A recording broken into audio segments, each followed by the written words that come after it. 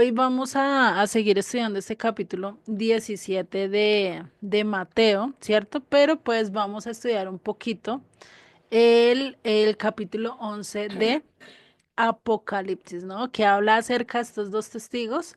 Y si ustedes quieren profundizar un poquito más en esto, pues los invito a ver el verso por verso de este capítulo, porque siempre se une con todo lo que tiene que ver eh, con Ezequiel 39, con toda esta parte, sí, acerca acerca del tercer templo, acerca de todo esto, ¿sí?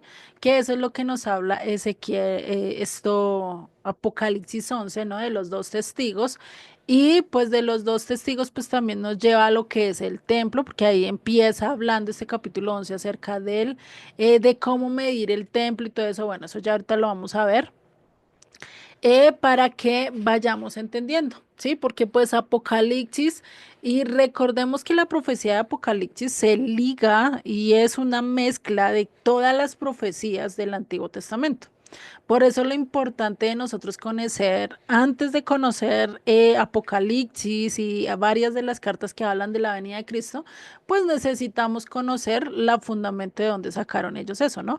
Y pues es algo que medio vamos a tocar, no les voy a dar entero todo Apocalipsis 11, que verías, sería bueno un estudio así de Apocalipsis, pero pues yo creo que más adelante iremos a hacerlo, ¿no? Entonces, pues vamos a orar e iniciamos con el estudio de hoy, ¿vale? Vamos a entrar directamente al estudio, a lo que continuamos, ¿no? Que esa es en Apocalipsis 11, ¿no? Que era lo que estábamos estudiando la clase pasada. ¿M? Y eso es lo que vamos a empezar a ver, ¿vale? Entonces, oremos y empezamos con el estudio. Señor y Padre, te damos gracias, gracias por tu misericordia, por tu fidelidad, por tu amor, porque cada día tú nos llevas de más a más, tú cada día nos abres mucho más el entendimiento acerca de tu palabra, acerca de tus visiones, acerca de lo que tú nos quieres mostrar para los últimos tiempos. Padre, ayúdanos a tener ese corazón radical en nuestras vidas, a seguirte sin importar las circunstancias, sin importar lo que pase, Padre, porque sabemos que lo que viene no es fácil, porque sabemos que todo lo que se acerca a tu llegada, pues son esos dolores de parto, esos dolores que a veces son insoportables, pero que mantendremos esa esperanza en tu venida, en esa llegada tuya, Padre, y que realmente esto es parte de lo que vamos a estudiar hoy, es parte de lo que tú nos quieres mostrar acerca de estos dolores de parto y de todo lo que va a venir, Padre, al imponer tu reino y al querer ya acabar con toda la maldad, Padre. Te doy gracias y te pido que seas tú el que nos enseñes, el que nos instruyas, el que nos reveles tu palabra, Padre, como solo tú lo puedes hacer. Y te damos gracias, Padre. Gracias de antemano porque sabemos que tú eres el que nos direcciona, Padre. En el nombre de Yeshua, amén y amén. Entonces, como les decía, vamos a ir a este Apocalipsis 11. La clase pasada nos quedamos, fue en el verso 1, si no estoy mal, de acerca de esto de la transfiguración. No, creo que es en el verso. Sí, quedamos fue en el verso 3 y pues para entender y volver a retomar lo que estábamos viendo, pues vamos a leer desde el verso 1 de Mateo 17, ¿sí? Antes de entrar a Apocalipsis 11 y ya entrar directamente en el tema, ¿no? De lo que habla de los dos testigos. Y dice en el verso 1 de Mateo 17, dice, 6 días después Jesús tomó a Pedro, a Jacobo y a Juan, su hermano, y los llevó aparte a un monte alto. Acá estábamos viendo que según la tradición, es decir, según el judaísmo, se cree que fue en el monte Tabor, ¿sí? Donde se dio esa transfiguración. Pero según lo que hemos visto y según cómo viene hablando el capítulo 16 y después lo que muestra en este capítulo 17, pues es mucho más coherente que sea en el monte Hermón, ¿no? Pero pues ya ahí lo dejamos que ustedes investiguen y pues tomen decisión y me puedan decir, no, no, no, no, definitivamente ese no es el Monte Hermón, es el Monte Tabor por esto y esto, ¿no? Yo ya les di los fundamentos por el que Joseph cree y yo estoy muy eh, convencida de eso, aunque pues igual habría que estudiar qué es lo que dicen del Monte Tabor, ¿no? Y sigue en el verso 2. Y se transfiguró delante de ellos y resplandeció su rostro como el sol y sus vestidos se hicieron blancos como la luz. Yo les estaba hablando que esto era un anticipo de lo que Yeshua iba a hacer más adelante, que es lo que nos habla Apocalipsis en dos ocasiones, nos habla de cómo es el vestido de Yeshua, ¿sí? Cómo es que es él realmente con esos ojos de fuego, con esa vestidura totalmente blanca. Y si nosotros unimos esas tres descripciones, pues vamos a tener una descripción mucho más completa de aquel que nos salvó, ¿no? Ya en su, podríamos decir, ya en su realeza, ya en su majestuosidad completa, ¿no? Que eso pues a veces se nos sale de nuestras mentes y nosotros pues no podemos imaginarnos a una persona con vestiduras blancas, con la cara del sol, si ni siquiera podemos ver el sol directamente, ¿no? Entonces imagínate, imaginarnos a Yeshua como tal, ¿no? Ya directamente en su forma real, ¿no? Y después en el verso 3 que fue donde nos quedamos la clase pasada y estábamos viendo esa anticipación de lo que serían estos dos testigos y muchos se basan de que es Moisés y Elías debido a esta transfiguración o debido a esta visión que tuvo Pedro, Juan y Jacobo. Sí, si no estoy mal, sí.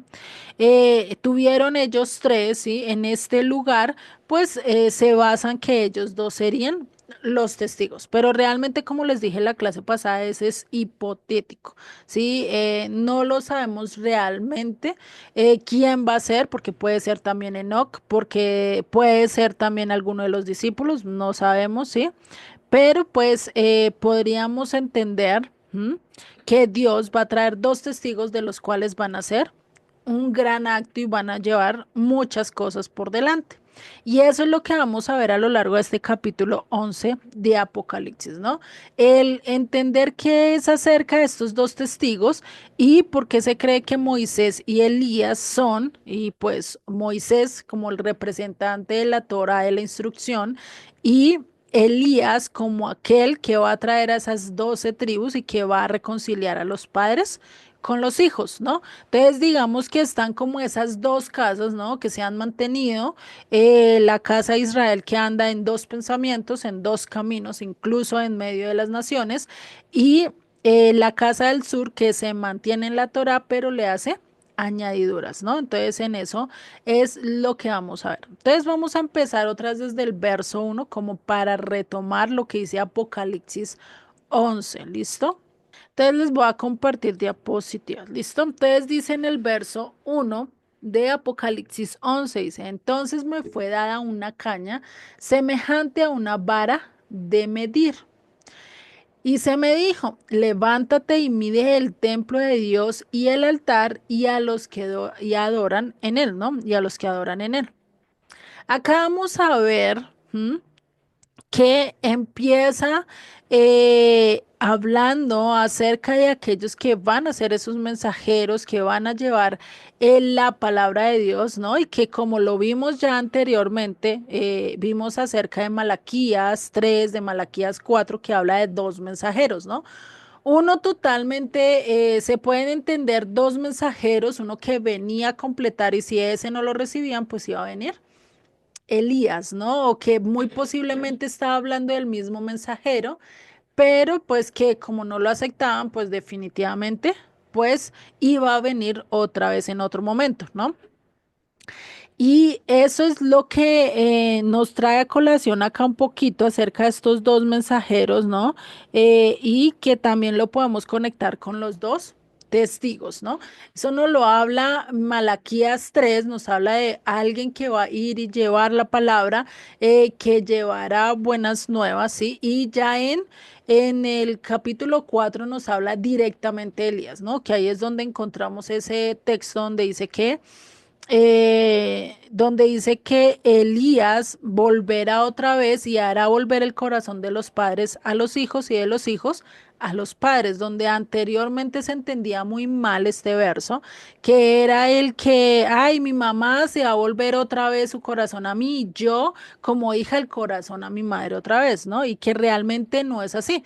Muy posiblemente, muy literal, lo podemos tomar así. Y sí, si nosotros empezamos a buscar de Dios, empezamos a conocer de sus escrituras, pues muy posiblemente va a pasar eso, ¿cierto? Pero también lo podemos ver a nivel espiritual, que es volver a aquellos antepasados, a aquellos patriarcas que realmente siguieron la voluntad de Dios, siguieron y caminaron conforme a lo que Él dijo, ¿sí? Y que eso realmente es lo que muestra Elías, ¿no? Al decirles, venga, ustedes dejen de andar en dos caminos y sigan solo uno, ¿no?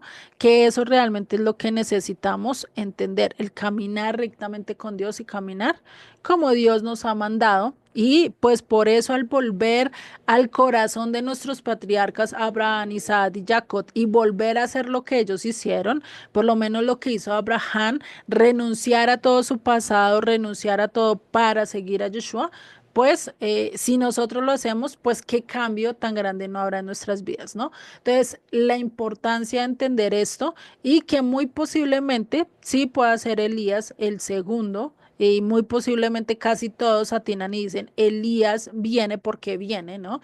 Muchos lo creen, muchos lo confirman debido a lo que dice Malaquías 4, ¿sí? Pero pues no podemos saberlo así en definitiva, ¿no? Porque pues igual todo lo que veamos a futuro, pues definitivamente eh, es teoría, porque no lo hemos vivido, solo Dios sabe si realmente va a ser Él o no, ¿no? Y por eso pues tenemos que estar recordando esto, ¿no? Y ya acá en Apocalipsis 11, pues nos empieza a hablar de esa vara, ¿sí? Que va a medir el templo. Y pues recordemos que hoy en día pues no hay templo. Juan, muy posiblemente cuando escribió esto, cuando tuvo esa visión, pues muy posiblemente todavía estaba el templo de Jerusalén, porque si no, pues hubiera hablado de eso, ya que Yeshua había dicho que ese templo lo destruirían y que en 3 días iba a ser reconstruido y muy posiblemente él hubiera dicho, no, pues definitivamente acá esto va a ser, esto se va a cumplir y se cumplió, mire, se destruyó, no quedó piedra sobre piedra, ¿sí? Y pues sería un cumplimiento de la profecía y mostrando que Yeshua realmente era un profeta de Dios, ¿no? Le hubiera mostrado un poquito más los principios de Dios. Y por eso dice, levántate y mide el templo de Dios y el altar y los que adoran en él. Y recordemos que hoy en día no hay templo, ¿no? Después del 70 después de Cristo. Y lo curioso es que dice, utiliza la vara para medir el templo. Y si nosotros dijéramos, no, pues todavía está el templo, pues diría, no, estamos hablando del segundo templo, ¿cierto? Pero si no hay templo, está hablando de los tiempos finales, pues lo que quiere decir es que muy posiblemente haya un templo, ¿no? Y por eso esta visión se cree que fue antes del año del 70 después de Cristo. Antes de eso, porque él hubiera hablado de la destrucción del templo, ¿no? Y hubiera enfatizado en eso. Y pues no, ¿no? Y recordemos que actualmente donde está el templo de Jerusalén, donde era o donde se debía estar el templo de Jerusalén, el templo de Israel, el templo de Dios, pues realmente lo que hay hoy en día es la mezquita, está la cúpula dorada, ¿no? Que es la que es un templo musulmán. Sí, es acerca de estos musulmanes y que pues realmente no van de acuerdo a lo que Dios está estipulando en su palabra, ¿no? Tienen ciertas cosas parecidas, ciertas cosas muy comunes, pero faltan algunas cosas que debemos de entender, ¿no? Y que pues eso es lo que nos dice. ¿M? Y pues esto lo podemos ver, ¿no? Y podemos decir que hay casi tres teorías acerca de la construcción del templo, ¿no? Hoy en día ya sabemos que nombraron a un sumo sacerdote, que ya tienen casi todos los instrumentos, o mejor dicho, ya tienen todos los instrumentos, tanto las vestiduras de los sacerdotes como todo lo que va dentro del templo ya está, lo único que falta en sí son, por decirlo así, las paredes, ¿sí? El exterior, lo que conlleva que esté el templo en el lugar que debe estar, ¿no? Y pues ahí vemos que le manda a medir, ¿cierto? Y hay otro profeta que se le dio la misma instrucción de medir el templo. ¿Quién se acuerda que fue ese profeta el que se le dio esa misma instrucción? Mi mamá dice que Isaías, pero no. Cerquita del orden de los libros, pero no fue Isaías. ¿Quién se acuerda? Creo que fue Jeremías. Y está cerca de la época, pero no fue Jeremías. Bueno, vamos a seguir más adelante. Entonces sería el profeta Ezequiel. Ajá, muy bien, sí, el profeta Ezequiel. En el capítulo 39 de Ezequiel también habla de esto, ¿sí? Y pues vamos a retocar un poquito acerca de lo que Dios le dijo a este profeta en este capítulo. Si lo vemos desde el verso 21, ¿sí? Entonces, si nosotros miramos todo lo que está hablando y miramos todo el capítulo 38 y 39, está hablando de la guerra de Gog y Magog, ¿no? Y está hablando de todo eso que va a venir después de la guerra. ¿M? Pero después, a lo largo de este capítulo 39, es que Dios le dice, ven y mide el templo, ¿sí? Un templo que va a medir. Ah, no, es en el capítulo 40, no el capítulo 39, sino que viene muy ligado, ¿no? Viene con la guerra de Gog y Magog, todo lo que pasa. Y ya en el capítulo 40, por eso me toca revisar, es donde nos habla de eso, de que le dijo, mide el templo. Y esto lo podemos ver desde el verso 3 de Ezequiel 40. Sí, acá vamos a manejar un poquito las Biblias e ir corriendo de un capítulo a otro para tener una perspectiva un poquito más interesante acerca de esto, ¿sí? Y lo dice en el verso 3, mire, me llevó allí y he aquí un varón cuyo aspecto era como aspecto de bronce y tenía un cordel de lino en su mano y una caña de medir, ¿sí? Y dice, y él estaba a la puerta y me habló aquel varón diciendo, hijo de hombre, mira con tus ojos y oye con tus oídos y pon tu corazón a todas las cosas que te muestro, porque para que yo te mostrase, has sido traído aquí. Cuenta todo lo que ves a la casa de Israel. Y he aquí un muro fuera de la casa y la caña de medir en aquel varón tenía en la mano, era de 6 codos de a codo y palmo menor. Y midió el espesor del muro de una caña y la altura de otra caña. Después vino la puerta que mira hacia el oriente y subió por sus gradas y midió un poste de la puerta de una caña de ancho y el otro poste de otra caña de ancho. Y cada cámara tenía una caña de largo y una caña de ancho, y entre las cámaras había 5 codos de ancho, y cada poste de la puerta junto a la entrada de la puerta por dentro una caña. Midió asimismo la entrada de la puerta por dentro una caña, midió luego la entrada del portal de 8 codos y sus postes de 2 codos, y la puerta del portal estaba por el lado de adentro, y la puerta oriental tenía 3 cámaras de cada lado, las tres de una medida, también de una medida los portales y cada lado, ¿no? Y así sucesivamente empieza hablando de ese templo y sus medidas. Lo mismo que empieza hablando acá, Apocalipsis 11, ¿sí? Hablando acerca de esas medidas, ¿m? Como midiendo, diciéndole, mira, vamos a medir esto y cuánto mide. Recordemos que hoy en día, pues para que se lleve a cabo este templo, pues tiene que pasar tres cosas importantes. O mejor dicho, hay tres teorías, más bien es tres teorías que hay acerca de la construcción del tercer templo, ¿sí? Yo podría anotar una cuarta, pero pues ya la vamos a ver, ¿sí? La primera teoría, ¿sí? Que se da es que este terreno como está ocupado, va a haber una guerra tan grande como la que vemos en el God, en lo que habla de God y Magog, capítulo 38 y 39 de Ezequiel, que muy posiblemente a lo largo de esta guerra, pues terminen destruyendo el templo, este templo de la roca o el domo de la roca, ¿sí? Esa es una teoría. La otra teoría, sí, que se habla o que muy posiblemente se dé es que haya un terremoto, del cual también se habla en estos capítulos de Ezequiel 38 y 39, que es como el que va a finalizar o se cree que finaliza la guerra. Y es que haya un terremoto del cual, como dice, que va a destruir todo lo que haya en Jerusalén, muchas de las casas, muchas de las propiedades, pues también destruya el domo de la roca. Esa es otra posibilidad, pues no está fuera de lugar, está muy bien debido a todo lo que está pasando, ¿sí? La tercera posibilidad, ¿sí?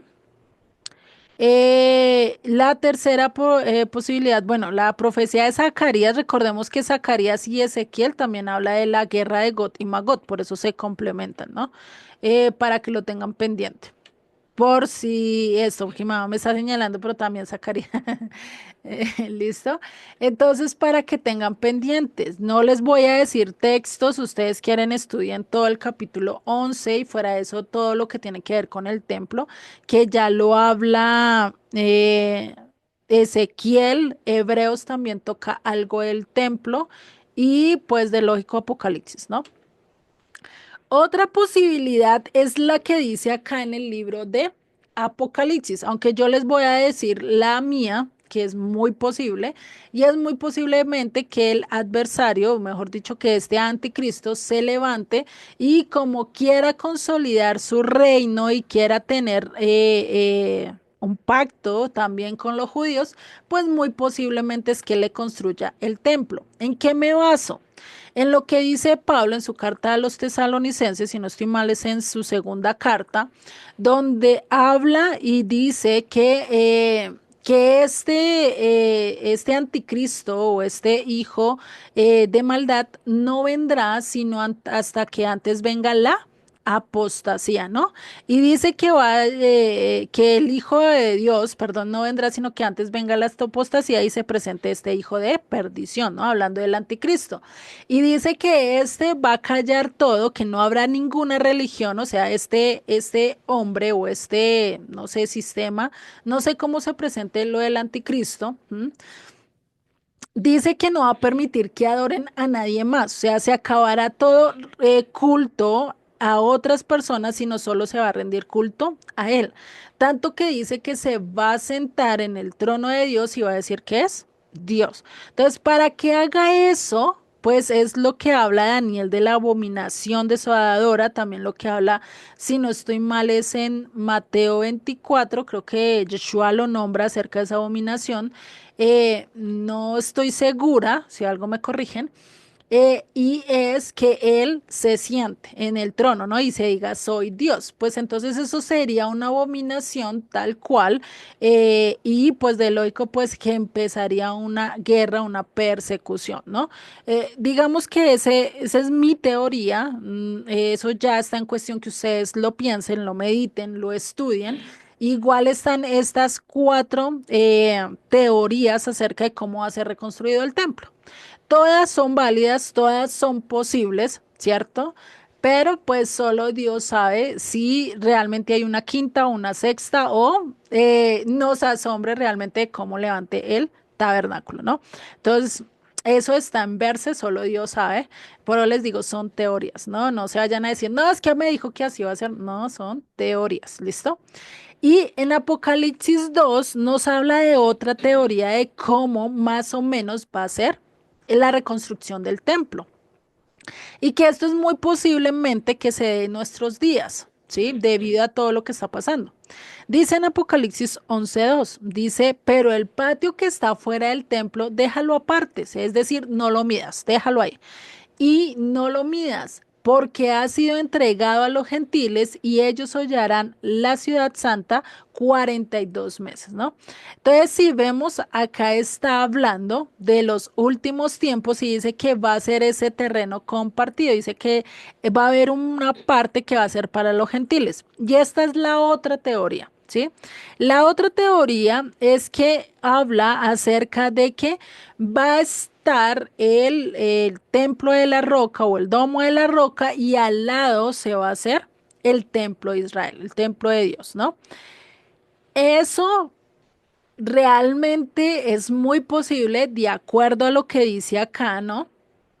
Pero pues eso es una teoría, ¿no? Y por eso dice que más o menos se va a construir como una barda para que se separen los dos templos y pues estén los dos divididos, ¿no? Por eso ahí habla de medir estos dos lugares, pero se deje el patio, ¿sí? Que va a ser entregado a los gentiles. Muy posiblemente sea este domo de la roca. Es otra teoría, ¿no? No está ciencialmente certificado. Igual si vemos los musulmanes no han dado, o bueno, todos los árabes no han dado su brazo a torcer y decir, no, venga, tranquilos, sigan a como dicen acá al lado de nosotros, nosotros no tenemos problemas, realmente no. Para ellos eso es un lugar sagrado, para ellos eso no lo van a tocar y no lo quieren entregar tan fácilmente. Tanto que a nivel político, pues este es uno de los lugares donde más fricción ha traído a lo largo de los tiempos y que muy posiblemente también sea uno de los lugares que traiga esta guerra de Gog y Magog que muchos dicen que es la tercera guerra mundial, aunque pues no sabemos, ¿no? Eso pues solo Dios lo sabe, ¿no? Y sigue en el verso 3 de Apocalipsis 11 y dice, y daré a mis dos testigos que profeticen por 1200, pues sí, por 1260 días vestidos de silicio, ¿no? Entonces acá está hablando, ¿sí? De 3 años y medio. Realmente lo que ellos van a estar profetizando es casi 3 años y medio, lo que nosotros conocemos como la gran tribulación o la tribulación, ¿no? Ahí pues estaría en ver cuál de los dos se cree que más de pronto en la tribulación, porque no los persiguen, porque todo el mundo los escucha, aunque dice que llega un momento en que los matan debido a ya todo, ya estaban cansados las naciones de escucharlos y de todo, y pues prefieren matarlos. Y ahí es cuando se acaba, por eso dice que duran 1260 días. Vestidos de silicio, ¿vestidos de qué? ¿Cómo se dice eso? De dolor, vestidos de ropa negra, por así decirlo, debido a que pues están llevando el mensaje y saben que muchos pues se están perdiendo, ¿no? Llevan como ese vestido de silicio. Y siguen el verso 4. Estos testigos son los dos olivos y los dos candeleros. Y acá es donde muchos se confunden y dicen, pues estos dos testigos también está hablando de Israel. Lo que nos decías, María Elizabeth, la clase pasada, nos decía que muy posiblemente también eran las dos casas que iban a tener que ir a hablar y a llevar pues la palabra de Dios a las naciones. No está de más, sí, es la representación, por eso se cree que son dos testigos, uno que representa a la casa de Judá, que en este caso sería Moisés, y otro que representa a la casa de Israel, que si pensamos que es Elías o si pensamos que ellos dos son los dos testigos, pues estaríamos diciendo que representaría a la casa de Israel, ¿no? Elías, recordemos que habló mucho, fue a la casa de Israel. Pero pues realmente no sabemos, ¿no? O sea, todo esto son conjeturas, después no me van a decir, no, no es así, no sé qué, no, ustedes pueden dar también su opinión a través de esto, porque pues Todo lo que es futuro, no podemos decir es así y lo sello y ya, ¿sí? No puedo porque pues no he ido al futuro y pues Dios no me ha llevado allá y tampoco me ha traído, entonces pues tampoco lo puedo ratificar, ¿no? Y pues recordemos que Elías pues se la pasaba, ¿qué? Instruyendo al pueblo de Israel a la casa del norte diciéndoles, venga, dejen de andar en dos caminos, ¿sí? Por eso pues esa confrontación que hizo él con los profetas de Baal, ¿no? Que hasta se burlaba, y muy curioso porque ahí se burla, él literalmente se burla de los profetas y dice, ay, grítele más duro, péguese más duro para ver si los escucha. Pues él sabiendo que era falso, pues antes cogía y como uno que le dice al niño chiquito, vea que por ahí no va. Y ya uno se cansa de advertirles, pues uno le dice, pues vaya y des el totazo más duro. Y si se pega, pues yo de antemano le pego, ¿no? Algo así era lo que estaba haciendo Elías, ¿sí? Como mostrándoles realmente que estaban cogiendo el camino malo, ¿no? Y sigue en el verso 4 dice que están de pie delante del Dios de la tierra. O sea, ¿de quién? Del Dios de Israel, el Eterno. Si alguno quiere dañarlos, sale fuego de la boca de ellos y devora a sus enemigos. Y si alguno quiere hacerles daños, debe morir él de la misma manera. Estos tienen poder para cerrar el cielo a fin de que no llueva en los días de su profecía. O sea, el mismo poder que tuvo Elías, Elías por cuántos años cerró el agua en los tiempos de Acab y de Jezabel, está entre 3 y 5 años. La verdad, yo disvarío en los dos, pero sé que fueron años donde él oró y dijo, no va a caer agua, no va a llover debido a su maldad, debido a lo que ustedes están haciendo, ¿no? Hasta que ellos lo buscaron y le rogaron, ahí sí fue que Dios, bueno, él imploró a Dios de que descendiera agua, ¿no? Esto es algo que lo vemos por lo menos con el profeta Elías, ¿no? Que fue algo que él hizo y por eso pues está diciendo esto se va a repetir. Lo que él hizo en su momento muy posiblemente se va a volver a repetir. Y lo curioso es que dice que va a hacer daño a cualquiera que quiera hacerle daño, es decir, van a tener 3 años y medio donde no les va a ocurrir nada, donde no les van a poder hacer daño. Por eso yo voy más con que ellos van a estar en la tribulación, antes de que empiece la persecución, antes de que empiece este maligno a sacar sus garras y pues destruirlos. Muy posiblemente, ¿no? Aunque puede que esté equivocada, ¿no? Eso es de mirar y estudiar un poquito más la profecía, ¿sí? Y por eso es que acá está dando un poquito de la descripción de lo que va a hacer quién, Elías, de lo que dice en Malaquías. ¿Qué dice en Malaquías? Que Elías hará el volver el corazón de los padres a los hijos y de los hijos a los padres. Y eso es lo que tiene que hacer Elías antes de que el Mesías venga. Por eso, muy posiblemente, y está entre las dos, que esté entre la tribulación o la gran tribulación, como hoy en día lo conocemos. Es decir, que ellos dos se van a presentar a lo largo de los 7 años. ¿En qué tiempo, en qué momento? No sé y no les puedo asegurar, ¿sí? Pero ellos se van a presentar y van a tratar de hacer que el corazón de los hombres se vuelva a Dios, se vuelva a lo que los patriarcas hicieron, ¿sí?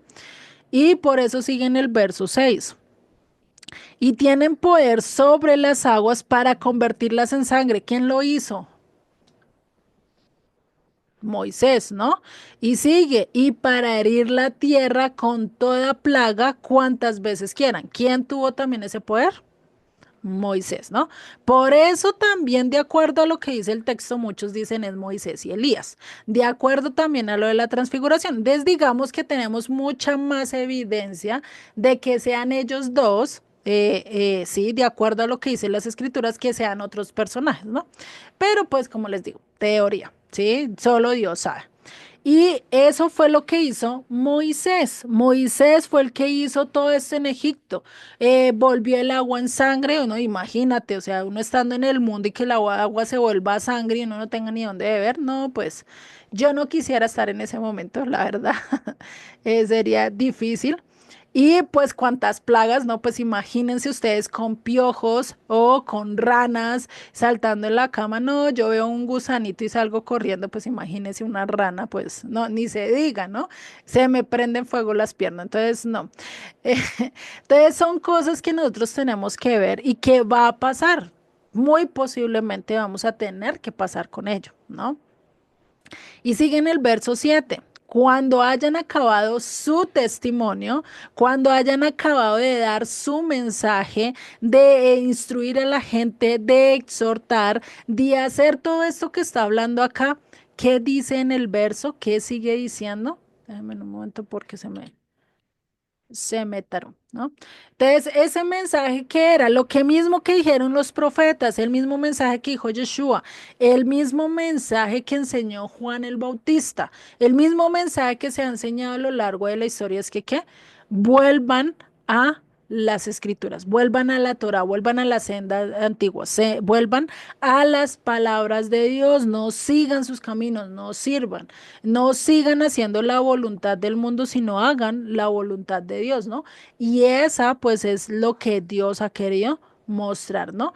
Y por eso les dice, vuelvan al estado original, no se queden donde lo que están haciendo, no se queden mirando y haciendo otras cosas o no hagan lo mismo que hizo el pueblo de Israel, que apenas Dios le dio la espalda, hizo sus dioses y pues no, ¿sí? Eso no es lo que quiere.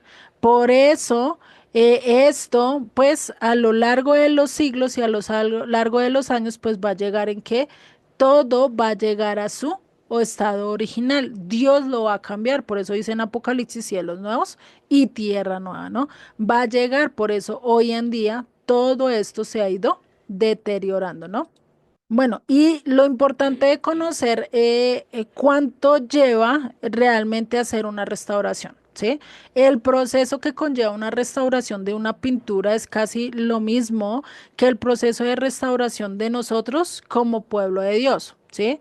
Va a ser un proceso que es difícil, un proceso que no es tan fácil, que tiene que haber un trabajo, que tiene que haber una disposición y un trabajo, ¿no? Y eso realmente es lo que nos muestra acá, por eso se los quise poner para que ustedes entiendan un poquito todo el proceso que Dios tiene que hacer y que eso lo ha hecho desde siglos atrás, ¿sí? Que ha venido y que no sabemos en qué momento, en qué proceso de la restauración estemos, pero muy posiblemente ya a finales, donde el proceso es un poquito más arduo, más difícil, ¿no? Entonces, si vemos una restauración para llegar a la original requiere un proceso muy arduo, ¿no? Y eso es lo que nos invita a Dios a lo largo de las escrituras, y más cuando habla acerca del Espíritu Santo, de seguir las instrucciones, de seguir la voz, la obediencia, pues nos habla acerca de todo ese proceso el que nosotros debemos de quitar, como decía ella, quitar toda esa pintura, todo ese excedente para que quedara lisa como tal la pintura y pudiera reponerse los colores que se habían perdido, ¿no? Y es lo mismo que Dios está haciendo hoy en día. Hoy en día, al volvernos a su identidad, pues Él tiene que hacer cierto tratamiento en nuestras vidas que no nos va a gustar, que nos pase cuchillo, que nos quite ciertas cosas que nos agradan, pues es un proceso que si lo miramos a nomás en nuestras vidas, es un proceso duro hasta que encontramos realmente nuestra identidad, ¿sí? Y empezamos a dar el reflejo de Yeshua, que fue lo último que se ve a lo largo de la pintura. Se ve un cambio total, ¿no? Un cambio donde anteriormente sus colores eran totalmente opacos y ahora ya con la pintura restaurada unos colores vibrantes. Lo mismo que va a pasar con nosotros. Ahorita estamos actualmente opacos, llenos de pecado, llenos de maldad, pero cuando pasemos realmente a la nueva Jerusalén, a la eternidad, a estar con Dios, nuestros colores van a ser totalmente diferentes. Ya no van a ser opacos, ya no van a ser de pecado, ya no va a ser de maldad, sino de luz resplandeciente, sino de verdad, sino de majestuosidad, sino de esos colores que representan realmente el reino de Dios, colores colores vibrantes, dulces, que van a encantar y nos van a encantar a cada uno de nosotros, ¿no? Por eso la importancia de conocer, y eso era algo que a veces no se dice, y dice es que la restauración, pero no se explica cómo es una restauración. Y el proceso de la restauración de una pintura, ¿sí? Como lo vimos ahorita, es difícil. Ese es un proceso que ya lo vimos en segundos, pero realmente es un proceso que a veces puede durar años, meses, donde el trabajo, donde el continuo, donde los detalles requieren su tiempo. Y lo mismo que está pasando en nuestras vidas. Dios, para volvernos al original, después de que Adán y Eva cayeron, ¿cuánto tiempo no ha transcurrido para que llegue la redención final? Ha pasado un proceso, porque todo tiene que llevar un proceso, tiene que limpiar, tiene que quitar todas esas asperezas, todo aquello que no conviene, pues para que la obra, esa obra de arte, ese paraíso en el cual nosotros queremos volver, pues se vuelva a presentar, ¿no? Por eso esa restauración significa volver al original. Lo que vimos con la pintura, ¿no? Cómo estaba antes, toda deteriorada, toda rasgada, no se entendía muy bien los dibujos, no se entendía muy bien lo que el artista quería decir. ¿M? A pesar de que se veía mucho muerto, mucho cadáver, muchas cosas de esto, pero si nosotros estudiamos muy bien lo que el artista quiso decir, de pronto nos lleva a otro aspecto que a veces nosotros ni tenemos en cuenta. Y esa es la importancia de nosotros. Dios es también un artista, Dios también es un diseñador, el cual nos va mostrando su obra y el refinamiento y el proceso que va haciendo para que esa obra que perdió su color allí en el jardín del Edén, que se volvió oscura, tosca, cruel, ¿sí? Al momento de que Adán y Eva comieron el fruto, ¿sí? Fueron desterrados, les tocó empezar a trabajar, vino la muerte a través de Caín matando a su hermano. Ellos nunca habían conocido la muerte y no sabemos cuántos años hayan durado directamente andando en el jardín del Edén con Dios. Eso es algo que a veces se nos olvida, y que el tiempo con Dios es un tiempo abundante, ¿no? Y muy posiblemente Adán y Eva no pasaron solo 2 días, 3 días, sino muchos años, podría decirlo yo, o que puede ser también días, no sabemos porque la escritura no lo dice, no habla de un tiempo específico, ¿sí? Y después viene la muerte, después de ellos ver y entender que después de comer ese fruto, sí vino la muerte, sí vino el caos, pues definitivamente toda la conciencia del ser humano fue volviéndose cada vez más negra, cada vez más perdido ese brillo, ese color que debía de mantener. Por eso la importancia, a mí sí me gusta ser un poquito más didáctica, porque así se puede entender mucho mejor qué es lo que Dios quiere hacer y cómo nos quiere volver al estado original. Y cuál es ese químico que necesita utilizar para hacer que afloje nuestras maldades, nuestros pecados y empezarnos a purificar, pues es la palabra de Él. ¿M? Ahí es donde él nos empieza a enseñar, mira, no seas chismosa, mira, córtate la lengua, amárrala, ponle un sello, ponle algo, pero evítala estar haciendo eso, ¿cierto?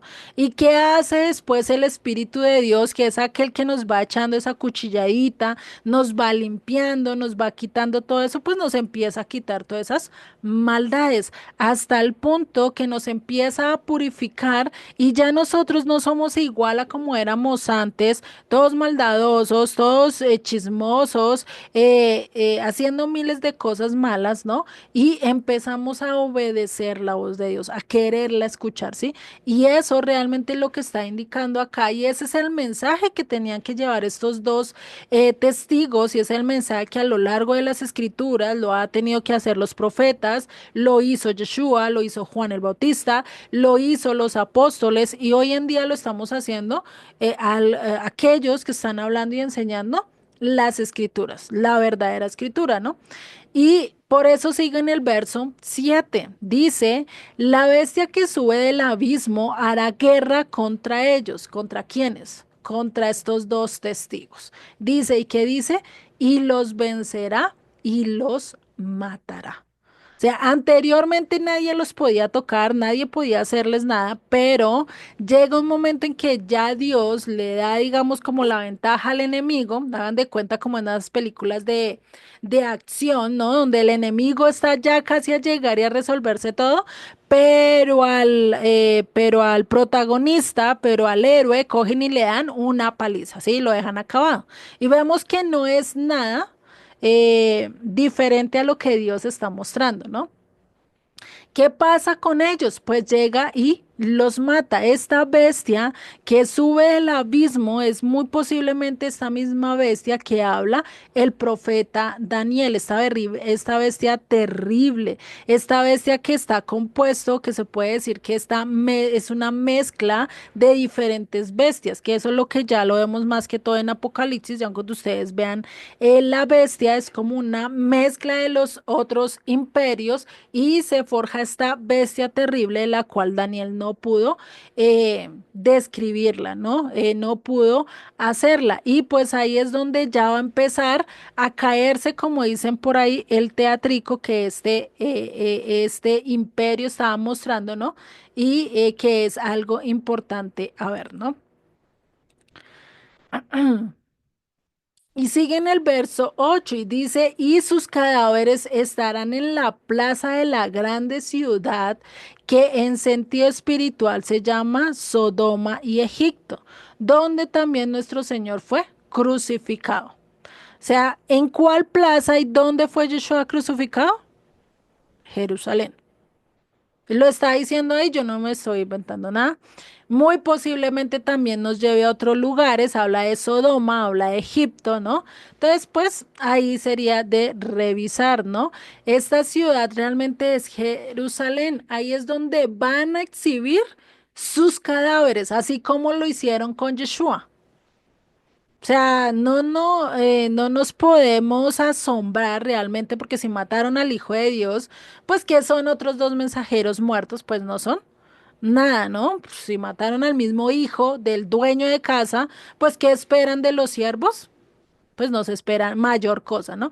Imposible decir que el siervo va a ser mayor que el hijo, o sea, ni siquiera en nuestras propias vidas pasa eso, como para decir que vaya Dios a hacerlo, ¿no? Y por eso el verso 7 cuando dice que hayan acabado el testimonio, pues es cuando ahí ellos hayan acabado de llevar su mensaje por toda la tierra, va a llegar esta bestia para vencerlos.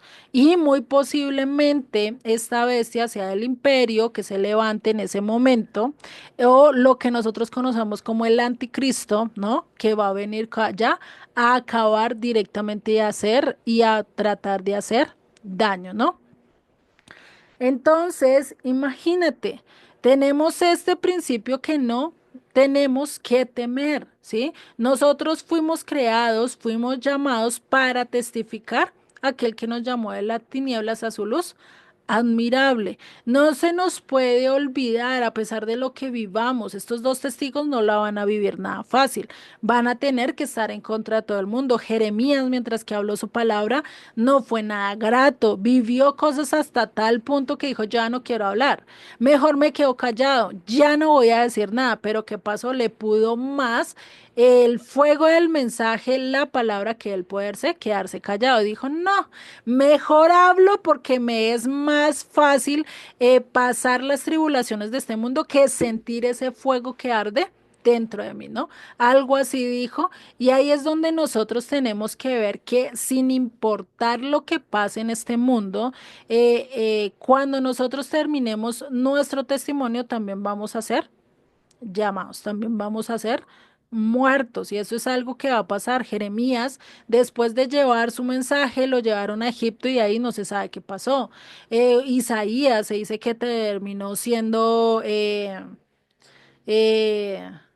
bueno, como serruchado, algo así, le pasaron un serrucho por la mitad en un árbol y ahí quedó. Entonces, imagínate, son cosas que a lo largo de las escrituras vemos que los grandes hombres de Dios tuvieron un final muy difícil, ¿sí? Fueron perseguidos. Y sigue en el verso 9. Y los de los pueblos, tribus, lenguas y naciones verán sus cadáveres por 3 días y medio y no permitirán que sean sepultados. Ahí vemos la burla, ¿no? La burla que van a hacer naciones, tribus y lenguas. O sea, esto hoy en día ya lo podemos ver a lo largo del internet, podemos ver cualquier ciudad en tiempo real, ¿no?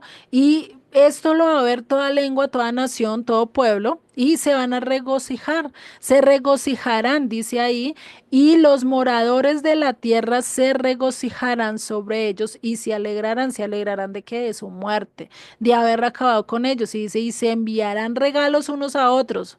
O sea, eso será parecido a lo que se hace en Navidad, ¿no? Ay, qué dicha, venga, celebremos, regalo aquí, regalo allá, ¿por qué? Ya no tenemos a este que nos está persiguiendo y nos está atormentando, ¿no? Es como esa mente que empieza a sentir y le empieza a decir, venga, no hagas esto, no hagas esto, no lo hagas, mira por otro camino, haz esto, pues hasta que el momento que la persona dice, ya no te quiero escuchar, vete voz interna y ahí es cuando callan a esa voz que nosotros a veces tenemos, ¿no? Y eso es lo que va a pasar. Estos dos testigos, pues realmente van a ser acabados. ¿Y por qué? Porque atormentaron a todas las naciones, les decía eso que ustedes están haciendo es lo incorrecto y se parece mucho a lo que pasaba con Faraón. Moisés estaba atormentando a Faraón, estaba acabando lo que ellos creían, estaba mostrándoles que el poder de Dios era mucho más fuerte, ¿no? ¿Y qué hizo Faraón cuando realmente veía que se salía con las suyas? Pues se regocijaba en su corazón, ¿no? Y endurecía su corazón y decía, yo acá no los dejo salir, hagan lo que hagan, ¿no? Y muy posiblemente sea acá, ¿sí? Sea lo mismo. Los van a llegar, no van a, estos dos testigos no van a salir victoriosos como lo hizo Moisés de Egipto, pero sí va a haber una gran tormenta, va a haber que ellos van a sentir el regaño del mismo Dios diciéndoles, venga, eso que ustedes están haciendo es lo incorrecto, ¿no?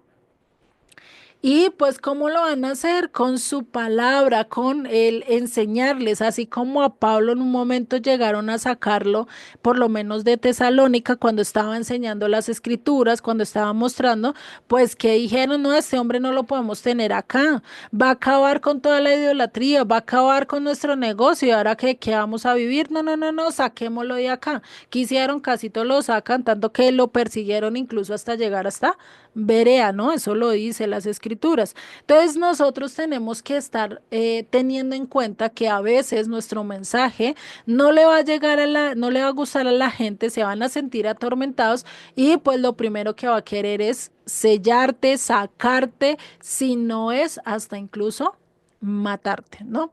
¿Qué es lo que vemos acá? Y sigue en el verso 11. Pero después de 3 días y medio entró en ellos el espíritu de vida enviado por Dios. O sea, imagínate, ¿no? ¿Cómo entraría ese espíritu? Y se levantaron sobre sus pies y cayó gran temor sobre los que lo vieron. Tenaz, ¿no? Que alguien se levante así, que sea degollado, que esté colgado allá y llegue en un momento a otro y se levante, pues cualquiera tiene miedo, ¿no? Y sigue diciendo en el verso 12, y oyeron una gran voz del cielo que les decía, subid acá, y subieron al cielo en una nube, y sus enemigos lo vieron. O sea, ahí es cuando más rabia le da a uno, ¿no? Es cuando ese protagonista empieza otra vez a obtener la fuerza y empieza a ganar otra vez y ve el enemigo que no pudo hacer nada, pues ahí es cuando más se muerde los dientes y más quiere hacer algo en contra del protagonista, ¿no? Y eso es lo mismo que estaba pasando acá. Y sigue en el verso 13. En aquella hora hubo un gran terremoto y la 10ª parte de la ciudad se derrumbó. ¿Y está hablando de qué ciudad? Jerusalén, ¿no? Entonces podemos ver que también acá nos habla de un terremoto, ¿no? Y dice, y por el terremoto murieron un número de 7.000 hombres, y los demás se aterrorizaron y dieron gloria al Dios del cielo. O sea, ahí sí dijeron, no, venga, esto es de Dios, acá ya no tenemos para dónde correr, ¿no? Y dice, el segundo ay pasó. He aquí, el tercer ay viene pronto. El séptimo ángel tocó la trompeta y hubo grandes voces en el cielo que decían, los reinos del mundo han venido a ser de nuestro Señor y de su Mesías, y él reinará por los siglos de los siglos. Y los 24 ancianos que estaban sentados delante de Dios en sus tronos se postraron sobre sus rostros y adoraron a Dios diciendo, te damos gracias, Señor Dios Todopoderoso, el que eres, el que eras y el que has de venir. Yud, Hate, Bat, Hei, ¿no? Porque has tomado tu gran poder y has reinado. Y se airaron las naciones, o sea, vemos los dos contrastes, ¿no? En el cielo llevando pólvora, alegrándose, cantando, diciendo, esta es la hora donde el Rey de Reyes y Señor de Señores va a tomar posesión de todo. Pero, ¿qué le pasa al mundo? Aquellos que van en contra de Dios, aquellos que no quieren someterse a la voluntad de Dios, pues, ¿qué pasa? Vienen a ponerse bravos de mal genio y diciendo, esto no puede ser, ¿no? Y por eso dice, se airaron las naciones y tu ira ha venido, y el tiempo de juzgar a los muertos y de dar galardón a tus siervos los profetas, a los santos y a los que temen tu nombre, a los pequeños y a los grandes, y de destruir a los que destruyen la tierra. Imagínate, ¿no? O sea, pilas con taladrar un árbol porque te puede venir un castigo, no mentiras. Según el contexto, ¿no? Vamos viendo. Y sigue en el verso 19. Y el templo de Dios fue abierto en el cielo y el arca de su pacto se veía en el templo.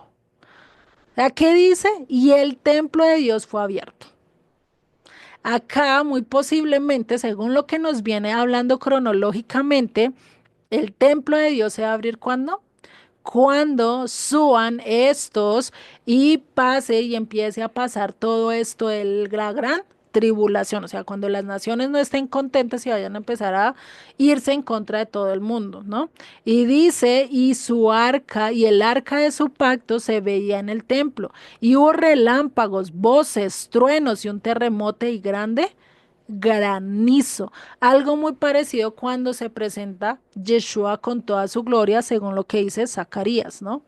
Imagínate esto, o sea, imagínate, después de esos 3 años y medio, va a venir y va a empezar otra vez la redención. O sea, ya va a empezar, estos dos testigos van a dar ese mensaje, decir, vuelvan a la herencia, vuelvan a lo que Dios dijo, y después empieza lo que pasa en Apocalipsis 12, ¿no?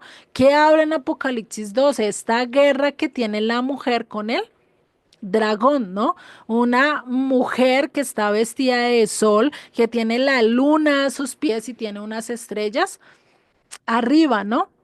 Y que hoy en día la pintan como la imagen de la Virgen de Guadalupe, no sé si ustedes la han visto, ¿sí? Y pues esta visión fue la que dijo Joseph, la misma visión que él tuvo y dijo, él dijo, le contó a sus padres y a sus hermanos y le dijo, no, mira, es que yo soñé que el cielo, perdón, que el sol, la luna y las estrellas se doblegaban ante mí. ¿No? Que me rendían culto, por así decirlo, aunque él no dijo nada que le rendían culto, él solo estaba contando el sueño, pero Jacob sí entendió la visión y por eso él le dice, vea lo que dice en Génesis 37:9, soñó aún otro sueño y lo contó a sus hermanos diciendo, he aquí que he soñado otro sueño y aquí que el sol y la luna y 11 estrellas se inclinaban a mí. Y lo contó a su padre y a sus hermanos, y su padre le reprendió y le dijo, ¿qué sueño es este que soñaste? ¿Acaso vendremos yo y tu madre y tus hermanos a postrarnos a postrarnos en tierra ante ti? O sea, ¿qué es y cuál es muy posiblemente la interpretación de este sueño? y es que estas 12, el sol, la luna y las estrellas, viene haciendo todo lo que es el pueblo de Israel. Todas las 12 tribus inclinándose ante José, que era la representación o el tipo de quién? Del Mesías, ¿no? Imagínate eso. Y por eso, y si sus hermanos le tenían envidia, más su padre meditaba en esto. O sea, su padre quedó como diciendo, uy, ¿qué es lo que quiere decir esto? O sea, ¿cómo así que nosotros nos vamos a postrar ante este hombre, ¿no? Y pues es algo de ver, ¿no? Entonces ahí ya no tenemos que buscar interpretación, el mismo Jacob no la dijo, ¿no? Es el pueblo de Dios, ¿no? Y por eso después de que pasa todo esto de los dos testigos, empieza a pasar esto y aparece una gran señal en el cielo, ¿no? Apocalipsis 12:1 dice, apareció en el cielo una gran señal, una mujer vestida del sol con la luna debajo de sus pies y sobre su cabeza una corona de 12 estrellas. Estamos hablando de todo el pueblo de Israel, porque eso es lo que representaba Jacob, lo que representaba Rebeca, ¿sí? La esposa, no, Raquel, ¿sí? Con todas sus esposas, bueno, Jacob con todas sus esposas, y acá en este sentido, pues lo que estaba representando era Raquel, que era la mamá de José, ¿no? Por eso dice, o sea que yo y tu madre y tus hermanos, entonces hablando de que de las 12 tribus, ¿no? Y por eso acá habla y dice, y estando encinta, o sea, estaba embarazada, clamaba con dolores de parto en la angustia del alumbramiento. También apareció otra señal en el cielo. He aquí un gran dragón escarlata. O sea, vemos las dos diferentes, ¿no? Una mujer que está dando a luz, ¿sí? Israel dando a qué hombre daría, ya ahorita vamos a verlo, que ahí mismo en el texto no lo dice. Y vemos la otra señal que es un dragón en el cielo, ¿no? Imagínate, ¿no? Y sigue diciendo, también apareció otra señal en el cielo, de aquí un gran dragón escarlata que tenía 7 cabezas y 10 cuernos. ¿A qué se les parece esto de 10 cuernos? ¿No? Y en sus cabezas 7 diademas y su cola arrastraba la tercera parte de las estrellas del cielo y las arrojó sobre la tierra. Y el dragón se paró frente a la mujer que estaba para dar a luz a fin de devorar a su hijo tan pronto como naciese. ¿Qué será de este hijo?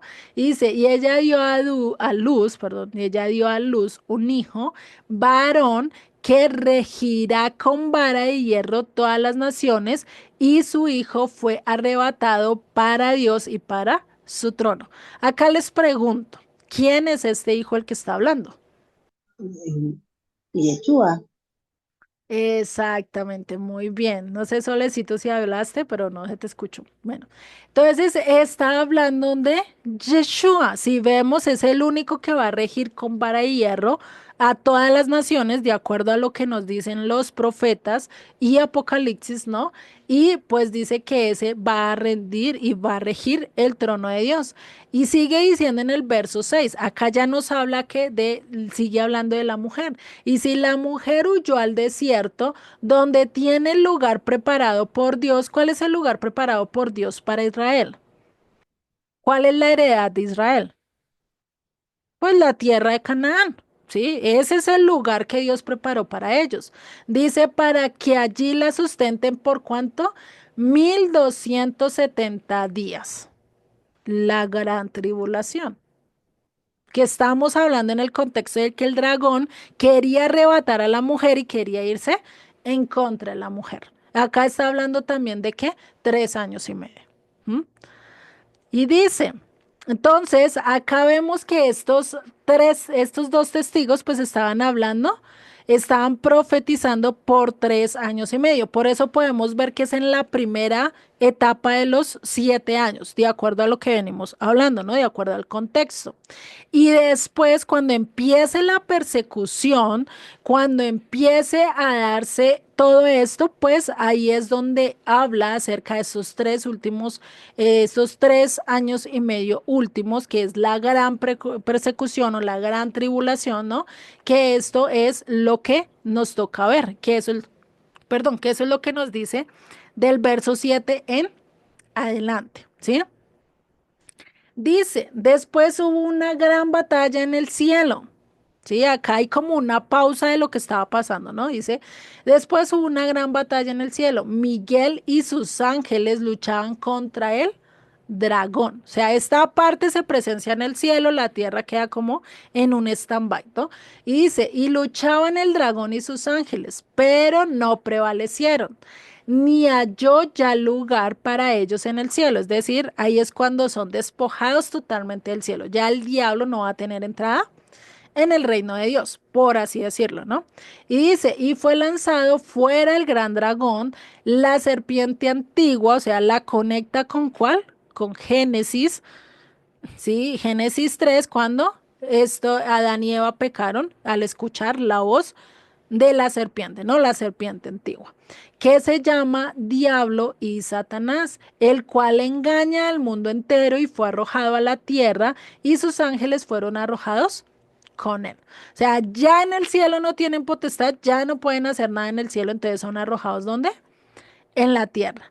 Entonces oí una gran voz en el cielo que decía, ahora ha venido la salvación, el poder y el reino de nuestro Dios y la autoridad de Mesías, del Mesías, porque ha sido lanzado fuera el acusador de nuestros hermanos, el que acusaba delante de nuestro Dios día y noche.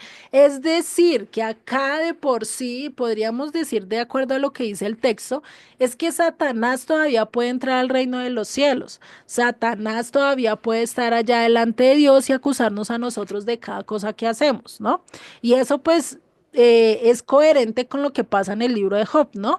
¿Qué pasa? Mientras que los ángeles y Dios estaba teniendo una reunión allá que se presenta también Satanás, ¿no? Como uno de los siervos. Pero acá ya está hablando que lo echaron radicalmente del cielo y que ya no va a poder acusarnos delante de Dios. Es decir, esto ya está hablando cuando Dios va a bajar ya con toda su fuerza y todo su poder, ¿sí? ¿Sí? Y pues ahí es donde ya dice que ahora qué va a pasar, ¿sí? Ahora qué es lo que se viene. Después de que él deja de acusar, pues necesita desquitarse con alguien. Por eso dice en el verso 11, y ellos le han vencido por medio de la sangre de qué? Del cordero y de la palabra del testimonio de ellos. ¿Cuál es el testimonio de ellos? La palabra de Dios, ese es el testimonio de nosotros, el testimonio de andar de acuerdo a de las escrituras y teniendo la sangre del cordero que nos da la entrada, pues vamos a tener la salvación, ¿sí? Esas dos bases, esas dos columnas de nuestra fe. Y dice, y menospreciaron su vida hasta la muerte. ¿Quiénes despreciaron su vida hasta las muertes? Estos hermanos a los que el diablo acusaba de día y de noche, ¿sí? Y por eso que dice a lo largo de las escrituras el testimonio de Dios pues son dada a través de las escrituras y esto lo dice muy bien Isaías 8:16, ata el testimonio y sella la ley entre mis discípulos.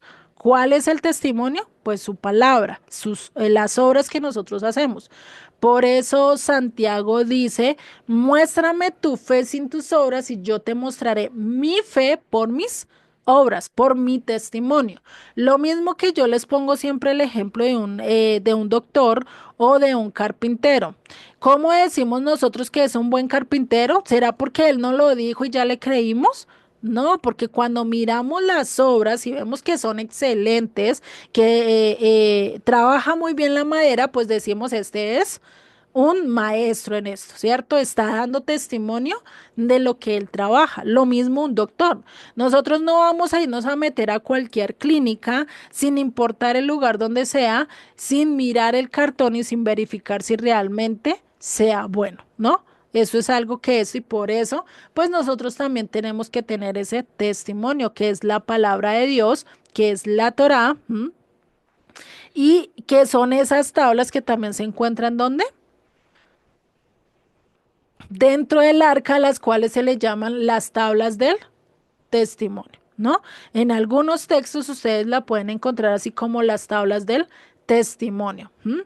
¿Por qué? Porque era un testimonio de Dios presentado ante nosotros a través de su escritura, que lo escribió directamente con sus dedos, ¿no?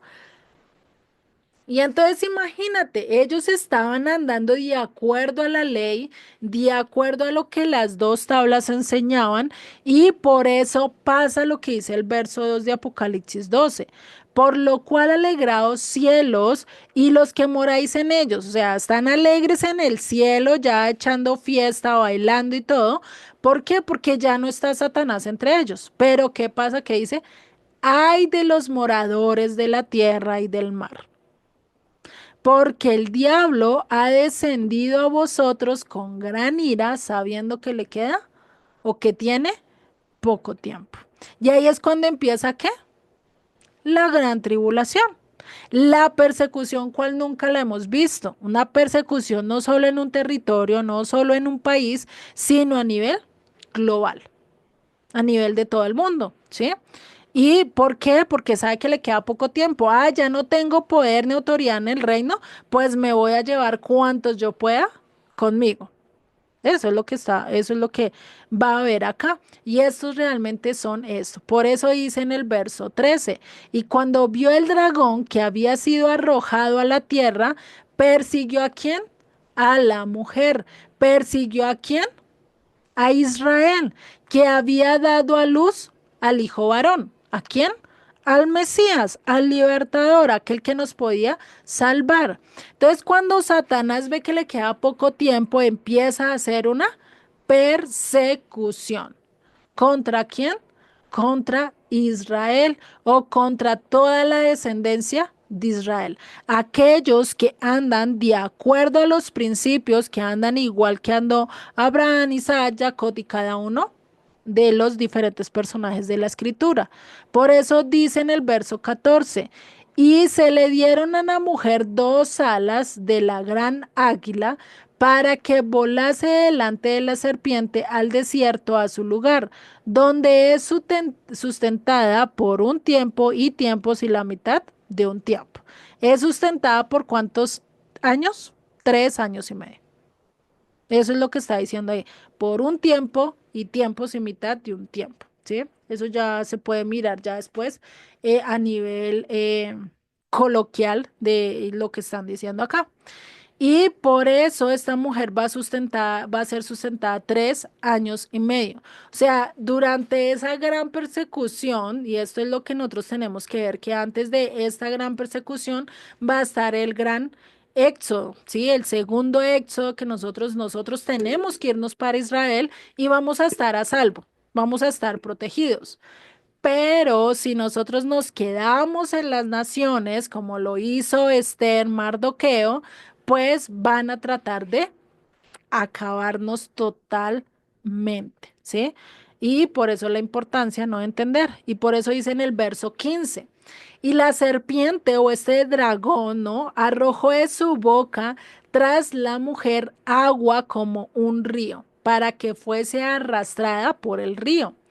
Pero la tierra ayudó a la mujer, pues la tierra abrió su boca y tragó el río que el dragón había echado de su boca. O sea, muy posiblemente durante esos 3 años de tribulación, el único lugar donde más podemos estar tranquilos es en dónde? En Israel, ¿sí? A lo que nos dice la escritura, ya después de manera más simbólica, por eso les digo, si ustedes quieren entrar un poquito más a fondo en todo esto, estudian el verso por verso de estos dos capítulos, ¿no? Entonces, imagínate, acá es donde vemos que nada va a poder contra la mujer. Estos ejércitos, y esto es lo que vemos hoy en día, estos árabes que mandaron 300 misiles y yo no sé cuántos drones, ¿no? Contra Israel.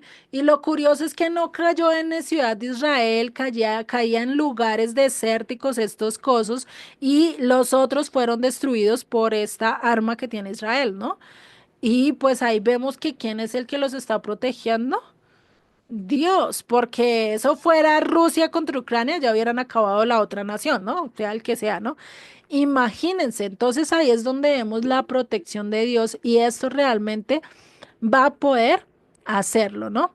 Y por eso pues podemos ver, y muy posiblemente también hay varias interpretaciones, cuando hablamos de Israel estamos hablando del remanente, ¿no? No todo Israel, porque pues hay mucho israelita, mucho que no quiere confiar en Dios, que quiere andar de acuerdo a su voluntad y pues eso es andar de acuerdo al enemigo, ¿no? Por eso Pablo dice, judío no es el que lo es en el exterior, sino lo que es en el interior. Tiene que estar circuncidado su corazón, andar de acuerdo a la verdad de Dios y pues eso hace que sea parte del pueblo de Dios. Por eso se piensa también que está hablando acerca de ejércitos que van a ir contra el remanente de Dios, ¿no?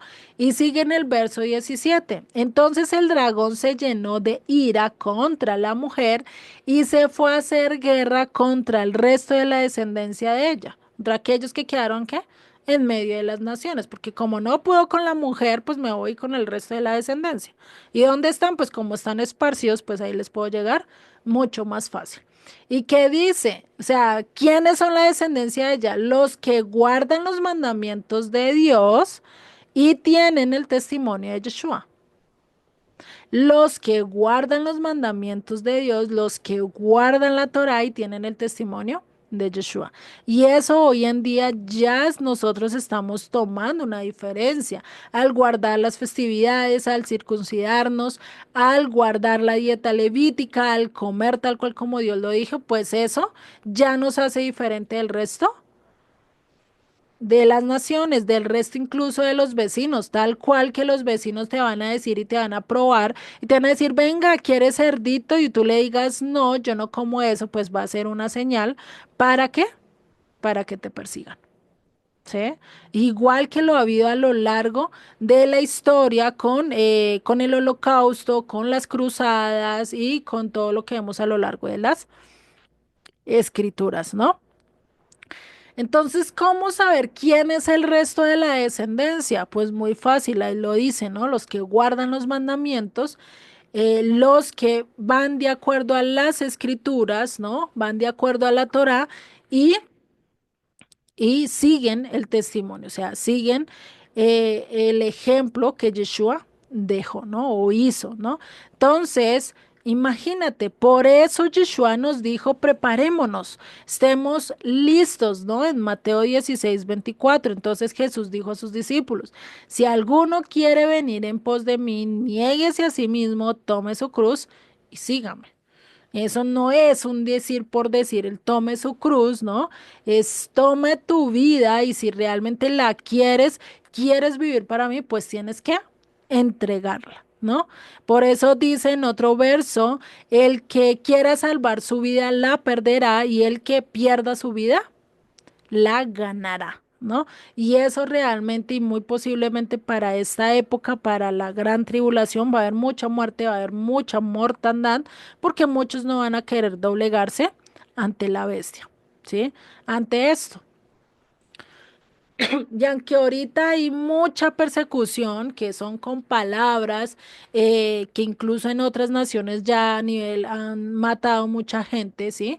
No más el hecho de guardar el Shabbat, de guardar ciertas festividades, pues ya eso hace que nosotros seamos diferentes a los demás. Ahora sí estamos marcando una diferencia que cuando decíamos estar en X o Y iglesia, que éramos cristianos, que guardamos lo que Dios decía, pero a la hora del té éramos igual eh, que un gentil, éramos igual que una persona indiferente a las cosas de Dios, ¿no? Porque celebrábamos Navidad, celebrábamos Halloween, pero ya lo hacíamos con una, digamos, una visión diferente, pero igual celebrábamos estas festividades, entonces no hacíamos o no marcábamos la diferencia. En cambio, cuando empezamos a marcar todo eso, pues ahí es cuando vienen los hijos, se levantan, los esposos en el trabajo, todo el mundo empieza a decir, venga, ¿tú por qué estás haciendo eso?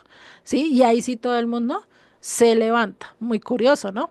Y por eso es que en la época de Grecia y de Roma, ¿cómo identificaban que era pueblo de Dios? Porque cumplían estas leyes, porque no se ligaban o no seguían las leyes de estos pueblos, y por eso llegaba a tal punto de que ellos trataron de asimilarlos de mil maneras, ¿no? Y a lo largo de las escrituras lo podemos ver que han tratado de asimilar al pueblo. El único que pudo hacerlo fue el imperio asirio, pero porque Dios se lo permitió, no porque realmente ellos lo pudieran hacer y pasaron por la galleta a Dios, pues realmente no, sino porque Dios se lo permitió, pero así mismo fue su castigo, ¿no? Así mismo de tajante fue la consecuencia que ellos recibieron. Y dice en el verso 4, entonces Pedro dijo a Jesús, ¿no? En Mateo 17:4. Vamos a volver otra vez a Mateo, ya entendiendo todo lo que estábamos viendo anteriormente, ¿no? Dice Pedro, dijo a Jesús, Señor, bueno es para nosotros que estemos aquí. Si quieres, hagamos aquí tres enramadas. O sea, vieron a Jesús, a Moisés y a Elías, digamos, pues ven, hagamos tres enramados. O sea, ¿en qué festividad estaban si ellos dijeron eso? God, God. Exactamente, muy bien, ¿sí? Estaban en Sukkot, porque ellos no lo iban a decir por decirlo, decirlo en otra fecha que no fuera Sukkot y decir, venga, les vamos a hacer una enramada, ¿no? Porque no quedaría coherente conforme a lo que dicen las escrituras, ¿no? Y pues acá ellos estaban celebrando Sukkot, por eso dijo, ven, les hacemos unas enramadas y para que podamos compartir más con ellos, ¿no? Muy posiblemente en su pensamiento. Y pues esto era algo que era un anticipo del Señor. Cuando Yeshua venga a morar con nosotros, pues lo que se va a venir después es ¿qué? Tabernáculos, las bodas del Cordero, esas bodas que casi siempre a nivel doctrinal cristiano es la que más espera, ¿no? Porque uno anhela estar en esas bodas, quiere ser la novia, ¿no? Y pues acá nos está hablando acerca de esa festividad que va a haber después del acabose de toda esa maldad, porque venimos hablando de Mateo 16, Mateo 17 que viene hablando de lo mismo, o sea, no es algo que no vaya incoherente a lo que estamos viendo, ¿no? Por eso dice, vamos a hacer tres enramadas, una para ti, o sea, para Yeshua, otra para Moisés y otra para Elías. Mientras él aún hablaba, mientras quien hablaba, Pedro, dice una nube de luz los cubrió y he aquí una voz que decía desde la nube, que decía, este es mi hijo amado en quien tengo complacencia a él oído. Y esta voz realmente no solo ha pasado en este momento, ha pasado en varias situaciones. Cuando se bautizó Yeshua también se presentó esta voz. Yo no me acuerdo en qué otro momento también se presentó esta voz donde dice, Él es mi hijo amado, a Él escucharlo, en Él tener, tengo mi complacencia, es totalmente de acuerdo a lo que yo le pedí, ¿no? Por eso podemos ver que la roca de la que nos habla en Mateo 16 no está hablando de Pedro, no está hablando de los discípulos, está hablando de quién? De Yeshua. Y muy posiblemente cuando Yeshua le estaba diciendo a Pedro, esta es la piedra por la cual todo esto va a ser acabado, todo eso va a ser destruido, no estaba señalando a Pedro, sino se estaba señalando muy posiblemente a sí mismo, ¿sí? Imagínense, ¿no? Y por eso la importancia de tener que todo el contexto, porque Pedro realmente sería tan capaz de ser la piedra angular y de rescatarnos a nosotros a todos de la muerte y recibir todo el castigo, pues realmente no, ¿cierto? Por más que fuera un ser humano súper poderoso, no podría. Solo Dios lo podría hacer. Y sigue en el verso 6 de Mateo 17. Y al oír esto los discípulos se postraron sobre sus rostros y tuvieron gran temor. Entonces Jesús se acercó y los tocó y dijo, levantaos, no temáis. Y alzando ellos los ojos, a nadie vieron sino a Jesús solo. O sea, esta visión duró Poquito, ¿cierto? Ya ellos se atemorizaron, dijeron, uy, acá fue el fin, pues del verte en semejante luz, ¿no? Que los cubriera. Es como sentir esa calidez del Eterno, pero con su luz consumidora, pues sabemos que no más que nos toque su luz, pues ya nos podemos sentir muy mal debido a nuestro pecado, ¿no? Y pues allí es donde ellos se dan cuenta de quién es el que va a tomar la autoridad de la ley y de los profetas. ¿Quién? Yeshua. Yeshua es el que va a legislar, Yeshua es el que va a tener el poder sobre todos, ¿sí? Sobre aquellos que son levitas, aquellos que son instructores de la escritura, pero también sobre aquellos que van a decir profecía, que van a llevar la palabra y que Yeshua realmente va a ser de los profetas sobre profetas, ¿no? Va a ser más grande incluso que Moisés. ¿M? Aunque hoy en día Yeshua lo tienen como un profeta más en Israel, ¿no? Un profeta ahí que ya dicen, él va en contra de Dios, sí, sí lo declaran Mesías, ¿no? Y sigue en el verso 9 de Mateo 17. Cuando descendieron del monte, cuando bajaron del monte Hermón, como venimos hablando, dice, Jesús les mandó diciendo, no le digáis a nadie la visión hasta que el Hijo del Hombre resucite de los muertos. Y si vemos acá, casi le dijo como 3 veces voy a resucitar. ¿Sí? Vemos que lo dijo allá cuando estaba en Cesarea de Filipo en el capítulo 16, les dijo, yo voy a tener que morir, ¿sí? Y se los repitió casi como 2 veces, o sea, hasta le dijo a Pedro, venga, apártate de mí, Satanás, porque pues estás pensando en otras cosas, ¿no? Y acá vuelve y le repite, ¿sí? ¿Y qué respondieron los discípulos? Y ahí es donde ellos le preguntan diciendo, ¿por qué dicen pues... ¿por qué pues dicen los escribas que es necesario que Elías venga primero? ¿Por qué Elías tiene que venir primero antes que el Mesías venga con toda su autoridad y con todo su poder? Y acá pues estaban ¿qué? Perdidos, ¿no? Porque pensaron que ya iba a empezar el reino. Pensaron que Yeshua en ese momento él iba a establecer el reino, venía con todo su poder y iba a reinar para siempre. Y más cuando vieron a Elías. Pero por eso preguntaron, ¿por qué los escribas dicen que es necesario que Elías venga? Primero, ¿en base a qué? En base a lo que dice Malaquías 4, ¿no? Recordemos. Malaquías 4 dice que Elías va a venir a traer, a poner el corazón de los hijos a los padres y de los padres a los hijos, hablando de los patriarcas con el pueblo de Dios, ¿no? Que ellos caminen igual que lo hicieron los patriarcas, ¿no? Y por eso, entonces, en esta perspectiva, ellos tendrían que regresar y Elías tendría que regresar primero. ¿Por qué? Porque ¿cómo va a llegar Dios a reinar cuando todo el mundo anda pensando en sus cosas, en sus banalidades, menos en buscar de Dios, ¿no? Menos en conocer, querer conocer de Dios. Por eso Elías, ¿qué tiene que hacer? Pues volver nuestro corazón como hijos, como discípulos de Dios, ¿a quienes? A los patriarcas, devolvernos a Génesis, devolvernos a Éxodo, devolvernos a Levítico, Números, Deuteronomio, devolvernos a su Torah, porque allí es realmente donde están los principios a los cuales nosotros tenemos que basarnos en el reino de Dios. Y esto es algo que dice antes de entrar a la Nueva Jerusalén.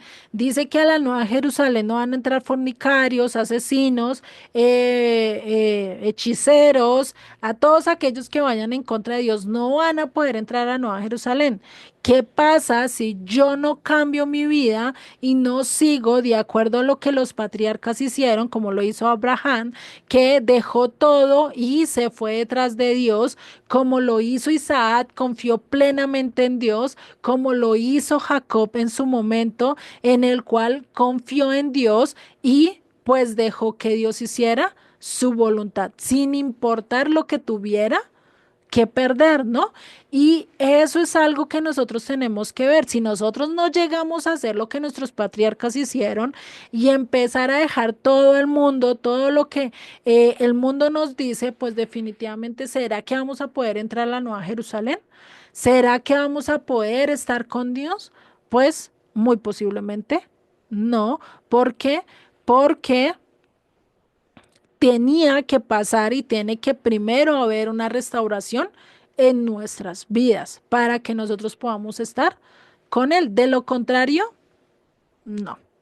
Y sigue en el verso 11. Respondiendo Jesús les dijo, a la verdad, Elías viene primero y restaurará todas las cosas, restaurará el mensaje, restaurará la palabra para que todos empiecen a conocer a Dios, ¿sí? Y eso es de volver al original, de quitar toda idolatría, todo lo que dice Ezequiel 36, que al nosotros empezar a beber las aguas vivas, las aguas limpias, pues ese que nos va a ir a hacer, removiendo toda la idolatría, todo el paganismo hasta el momento que ya no lo tengamos en nuestras vidas. Por eso es que nosotros a lo largo que estudiamos las escrituras, vamos saliendo de Grecia, de Roma, de Babilonia, de toda la confusión que venimos a lo largo de nuestras vidas y empezamos a lavarnos con esa agua limpia que es la Torah, ¿no?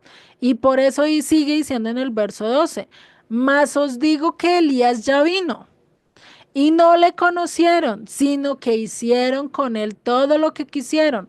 Así también el Hijo del Hombre padecerá de ellos. O sea, ¿quién fue y quién se cree que fue Elías? Pues sería Juan el Bautista. ¿Y qué hicieron con Juan el Bautista? Lo mataron porque él que quería hacer que el pueblo volviera a mirar otra vez a Dios y devolverse otra vez a las escrituras. Por eso dice en el verso 13, entonces los discípulos comprendieron que les había hablado de Juan el Bautista. ¿Qué pasó? Porque Juan el Bautista no completó su labor. ¿Por qué no fue Elías? Porque no le recibieron, porque no le aceptaron, porque los padres no volvieron a los hijos y los hijos no volvieron a los padres, ¿sí? Y por eso muy posiblemente Juan el Bautista posiblemente fue un Elías, pero como no lo recibieron, pues se quedó solo en un mensajero, como lo dice Malaquías 3, ¿no? Y pues ahí está un problema. Por eso es que a Juan se le preguntó, ¿no? A Juan se le preguntó y se le dice en Juan 1:19. Y dice, este es el testimonio de Juan cuando los judíos enviaron a Jerusalén sacerdotes y levitas para que le preguntasen, ¿tú quién eres? Confesó y no negó, sino confesó, yo no soy el Cristo. Y le preguntaron que pues, ¿eres tú Elías? Dijo, no soy. ¿Eres tú el profeta, el que habla de Deuteronomio, que dice, no? Y le dijeron, pues, ¿quién eres? Para que demos respuesta a quienes nos enviaron. ¿Qué dices de ti mismo? ¿Qué dijo? Yo soy la voz que uno que clama en el desierto, enderezad el camino del Señor, como dijo el profeta Isaías. Y ese que clamaba en el desierto era el que iba a preparar el camino de quién? Del Mesías, ¿no? Y eso es lo que está diciendo. Yeshua está diciendo que es el Elías, ¿sí? Que por eso nosotros necesitamos verlo y si nosotros nos devolvemos otra vez a lo que pasó en Mateo 11, dice, cuando terminó Jesús de dar instrucciones a sus 12 discípulos, se fue allí a enseñar y a predicar en las ciudades de ellos. Y al oír Juan en la cárcel los hechos de Cristo, les envió dos de sus discípulos para preguntarle, ¿eres tú el que había de venir o esperamos a otro? Es decir, él estaba preguntando, ¿eres tú el Mesías o eres otro profeta más, ¿no?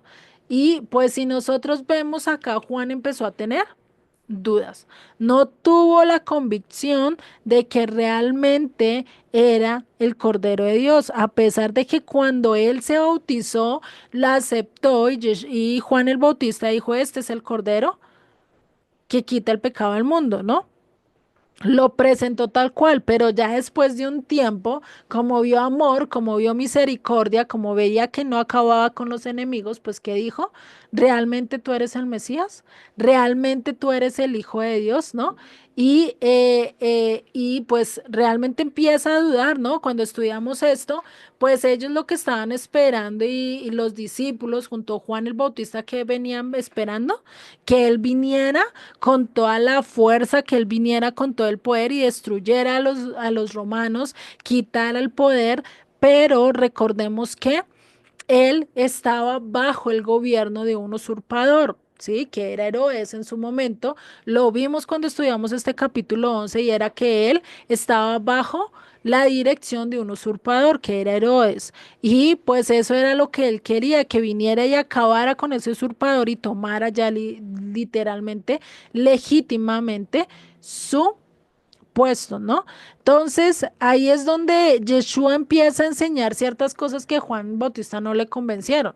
Por lo menos si tu enemigo te pide que lleves una carga, llévala una villa más, una milla más, ¿no? Es decir, llévala dos. ¿Qué decía Juan el Bautista? No, ¿cómo es posible que él enseñe esto, no? ¿Cómo es posible que siga sirviendo a los enemigos, no? Que otra palabra que decía es que ames a tus enemigos, ¿no? Y esto era algo que es a veces inconcebible para nosotros. ¿Cómo yo voy a amar a aquel que mató a mi esposa, aquel que mató a mi hijo o aquel que violó a cierto familiar? ¿Yo cómo voy a perdonar a aquel que me hizo tanto daño? Yo cómo voy a perdonar a aquel que me vituperó, a aquel que me dañó, a este papá que me dejó, que me abandonó o que me hizo daño, ¿sí? A lo largo de mi vida. Entonces, el amar a los enemigos, el amar a nuestro prójimo, pues no es fácil, ¿no? Y pues Juan el Bautista estaba diciendo, venga, o sea, ¿qué está pasando acá? ¿Yo cómo voy a confiar o cómo voy a creer en él, ¿no? Y por eso Yeshua les responde y les dice, id y haced saber a Juan las cosas que oís y veis. Los ciegos ven, los cojos andan, los leprosos son limpiados, los sordos oyen, los muertos son resucitados, y a los padres y a los pobres es anunciado el evangelio. Y bienaventurado es el que no haya tropiezo en mí. El que no haya tropiezo en que yo dé misericordia, en que no haya tropiezo de que yo pueda tener compasión, de decir esta parte, de decirle, venga, no importa yo el amor y la misericordia que muestre a los demás, dichoso si no haya eso tropiezo para su vida. Y esto realmente es lo que nosotros tenemos que recordar. Yo no puedo estar diciéndole a Dios, no es que tú tienes que amar a este y a este desecharlo. No, porque Dios es supremo, Dios es todopoderoso y Él a quien quiere da misericordia. ¿Quién soy yo para decirle, ven, no ten compasión de este, no tengas amor por este, porque ¿qué esperaría Dios de mí? Pues que yo no tenga compasión y reciba misericordia. Porque como no la estoy dando, pues de qué soy digno de recibirla, ¿no? Entonces esto es algo, incluso eso lo dice en el monte de las bienaventuranzas, ¿no? Nosotros somos los que nos desilusionamos de los demás, nosotros sabemos que fallamos y podemos juzgar a los demás, pero no debemos de hacerlo. El único que realmente va a cumplir todo y el que no se desilusiona de nosotros, ¿quién es? Dios, ¿no? Él no te va a decir, uy, ¿por qué hiciste eso? Uy, yo no sabía que podías hacer eso. No, él ya sabe lo que vas a hacer, pero a pesar de eso te tiene paciencia y misericordia, ¿no? Por eso hasta ahora estamos acá, por eso hasta ahora y hemos llegado a este lugar, ¿no? Pues vamos a orar y finalizamos la clase, ¿no? Dejándole esto en manos de Dios y pues entendiendo, por eso casi siempre y que se los he dicho que estudiamos esto en Mateo, estas letras rojas, vemos como una coherencia de Yeshua. Yo creo que Dios guió a Mateo para que escribiera consecuentemente cada uno de los procesos y es como una cronología de lo que Yeshua va a hacer a lo largo de su reino, ¿no? Que eso, y es a lo largo de nuestras vidas también que lo está haciendo. Por eso les recomiendo, si pueden volver a estudiarlos, si pueden volver a escucharlos, háganlo. Ya dentro de poco les voy a enviar los videos. Sé que estoy atrasada casi con 4 semanas. Se me ha dificultado y la verdad se me ha olvidado hacerlos, pero ya tengo la mayoría arreglados, solo es eh, que se generen y subirlos a YouTube, ¿listo? Entonces ahí cualquier cosita me van comentando. ¿Listo? Entonces pues vamos a orar y finalizamos con el estudio de hoy, ¿vale? Señor y Padre, Gracias, gracias, Padre, porque tú eres el que nos iluminas, porque tú eres el que revelas tu palabra, porque tú eres el que nos muestra realmente qué es lo que nos quieres decir y por qué en Apocalipsis habla de esto, en Mateo. Tú eres el que nos diriges realmente a la verdad, a lo que tú nos quieres mostrar, Padre. Ayúdanos a entender, ayúdanos a caminar bajo tus principios, bajo tu ley, Padre. Nosotros queremos ser aquellos discípulos que se guían de acuerdo a tu bondad, Padre. Y ayúdanos, Señor, si es que hemos de pasar la gran tribulación o la tribulación, Padre, que seas tú el que nos prepares, que prepares nuestro corazón, que prepares nuestra vida y que nos des esa obsesión por seguirte, por obedecerte, por cumplir tus mandamientos, aún a pesar de que lleguemos a la muerte, Padre, que prefiramos perder nuestra vida para estar contigo a ganarla y estar con el enemigo, Padre. Ayúdanos a vivir de acuerdo a tu voluntad, de acuerdo a lo que tú nos enseñas, Padre. Te doy gracias por Roxana, Santiago, sus niños, por Solecito, por María Elizabeth, por Margarita que no se pudo conectar, Padre, y por mi mamá. Que seas tú bendiciéndolos, que seas tú ayudándolos a lo largo de toda esta semana y que ellos puedan ver tu mano, sobre todo en cada una de las decisiones, que tú los guíes y que tú les des realmente las herramientas necesarias para seguir caminando en tu amor y en tu misericordia, Padre. Te doy gracias en el nombre de Yeshua. Amén y amén.